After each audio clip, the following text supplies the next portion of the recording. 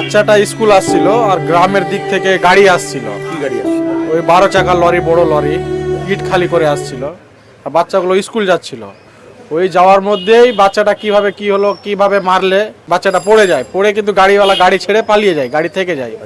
এবার গ্রামের জনসাধারণ তুলে কিন্তু কাছে সুজাপুর হাসপাতাল পড়ে, ওই উদ্দেশ্যে রওনা হয়েছিল বাচ্চাটাকে নিয়ে। যেতে যেতে এই হাসপাতালে মারা যায়।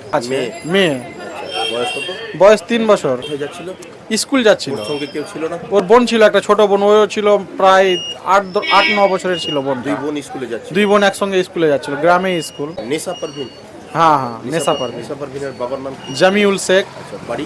বাড়ি সৈয়দপুর মির্জাপুর, জালালাবাদ অঞ্চল পড়ে, কালীচক থানা। আপনার নাম?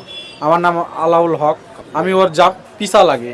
স্কুল থেকে ফেরার পূর্বে মায়ের কাছে খবর আসলো নিশা পারভিনের এইরকম আকস্মিক দুর্ঘটনা। সবসময় একটা নিখুঁত দৃষ্টি রেখে তাদেরকে পরিচালনার জায়গাতে নিয়ে যাওয়া উচিত। কোনোভাবেই আমাদের কাছ থেকে যেন বাচ্চাটা হাতছাড়া হয়ে না যায় বা আমার নিয়ন্ত্রণের বাইরে যেন চলে না যায়।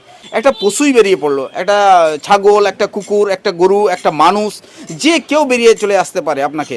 অতএব আপনি যে গাড়িটা ড্রাইভ করছেন সেই গাড়ি যেন আপনার ড্রাইভার, আপনি যখন আপনি ড্রাইভ করবেন আপনার ড্রাইভে আপনার গাড়ির কন্ট্রোল ক্ষমতা থাকা উচিত।